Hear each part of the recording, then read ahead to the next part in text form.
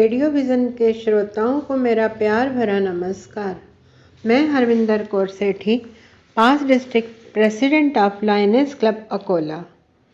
पिछले 35 वर्षों से मैं लायनेस क्लब अकोला को अपनी सेवाएं प्रदान कर रही हूं।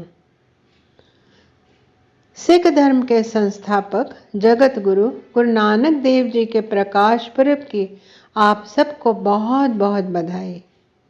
गुरु जी का जन्म 1469 में तलवंडी, पाकिस्तान में एक हिंदू परिवार के यहाँ हुआ था। उनके पिता का नाम मेहता कल्याण दास जी था। जन्म के समय ही उनके मस्तक पर एक अलग ही आभा थी। बचपन से ही वो परमात्मा में लीन रहते थे। उनके अनुसार हम सब भगवान की औलाद हैं। समाज की बुराइयों को दूर करके जन कल्याण के लिए उन्होंने 22 वर्ष तक करीब 24,000 मील यात्रा की। यात्रा के दौरान उनके साथ एक मुस्लिम जिसका नाम भाई मर्दाना व एक हिंदू जिसका नाम भाई बाला था, उनके साथ हमेशा रहते थे।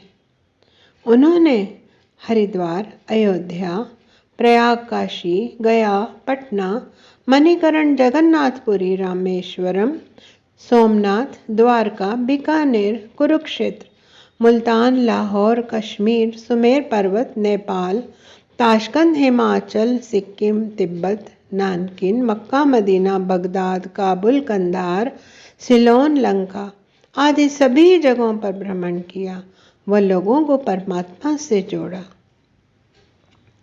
उनके जीवन के 3 प्रमुख सिद्धांत थे। परमात्मा एक है, हमें उनका सिमरन करना है। मेहनत से धन कमाना है, वह जो भी कमाया उसे बांट कर खाना है।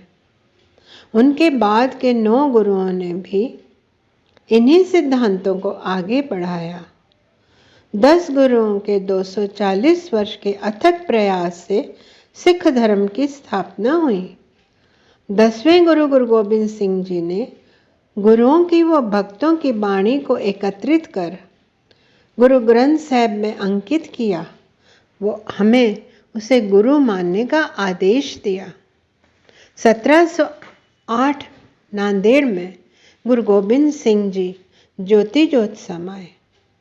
गुरु ग्रंथ साहिब में 6 गुरुओं के अलावा भगत कबीर जी, फरीद जी, सतना जी, रविदास जी, जयदेव जी, त्रिलोचन जी, भगत नामदेव जी, रामानंद जी, सूरदास जी आदि कई भक्तों की वाणी अंकित है, जिसे हर सिख रोज माथा टेकता है वह उनके उपदेशों को जीवन में धारण करता है। गुरु नानक देव जी के बाद गुरुओं ने भी भाईचारा, समानता, सेवा, ईश्वरीय इच्छा का सम्मान करना सिखाया। लेकिन जब 5वें गुरु गुरु अर्जन देव जी को जहांगीर ने वैर वैमनस्य के कारण अग्नि पर गर्म तेल के कड़ाहे में बिठाकर शहीद करा दिया, तो उनके बाद के गुरुओं ने भक्ति के साथ शक्ति को भी प्राथमिकता दी। 9वें गुरु गुरु तेग बहादुर जी, जो हिंद की चादर कहलाते हैं, दिल्ली में चांदनी चौक में जहां अब सीसगंज गुरुद्वारा है, वहां उन्होंने अपने शीश का बलिदान दिया। उन्होंने हिंदुओं की रक्षा व कश्मीरी पंडितों के जनेऊ की रक्षा के लिए अपना बलिदान दिया। उनके साथ कई सिख भी शहीद हुए। इन्हीं अत्याचारों का नाश करने के लिए 10वें गुरु गुरु गोबिंद सिंह जी ने सिखों की एक बहादुर फौज तैयार की, जिसके बाहरी 5 चिन्ह हैं: केस, कंगा, कड़ा, कच्छा व स्वयं रक्षा के लिए कृपान। धर्म निरपेक्षता का इससे बड़ा उदाहरण और क्या हो सकता है कि सिखों के सबसे पवित्र स्थान अमृतसर में गोल्डन टेम्पल की नींव एक मुस्लिम ने रखी, जिसका नाम मियां मीर था। गोल्डन टेम्पल में आज भी 1 लाख से ज़्यादा लोग लंगर छकते हैं, चाहे वो कोई भी धर्म के हों। इतना ही नहीं, कोरोना काल में लॉकडाउन के दौरान दिल्ली में बंगला साहिब गुरुद्वारे से 1 लाख से अधिक लोगों को लंगर बांटा जाता था। देश विदेश सभी जगह सभी गुरुद्वारों से लॉकडाउन के दौरान खाना, दवाइयाँ आदि सबकी सेवा की गई।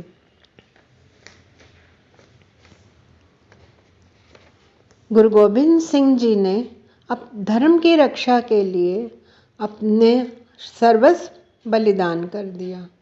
उन्होंने अपने 2 पुत्र, जिनकी उम्र 14 व 18 वर्ष की थी, रणभूमि में शहीद कर 2 पुत्र जिनकी उम्र 7 व 9 वर्ष की थी, दीवार में चुनवा दिए। 4 पुत्रों को कुर्बान करके उन्होंने कहा, इन पुत्रन के शीस पर वार दिए सुत 4 मुए तो क्या हुआ, जीवत कई हजार। अर्थात मेरे हजारों पुत्रों की रक्षा के लिए मैंने अपने 4 पुत्र शहीद करवा दिए तो क्या हुआ। शायद आपको ज्ञात होगा कि 1817 में सारागढ़ी में 10,000 अफगानियों का मुकाबला सिर्फ 21 सिखों की बटालियन ने किया, जिसमें कि सिखों की जीत हुई। बंगला साहिब गुरुद्वारा दिल्ली में आज भी एक डिस्पेंसरी है, जिसमें बहुत कम रेट में हर तरह की दवाइयाँ दी जाती हैं। साथ ही MRI, आँखों के ऑपरेशन, डायलिसिस सभी कम रेट में किया जाता है।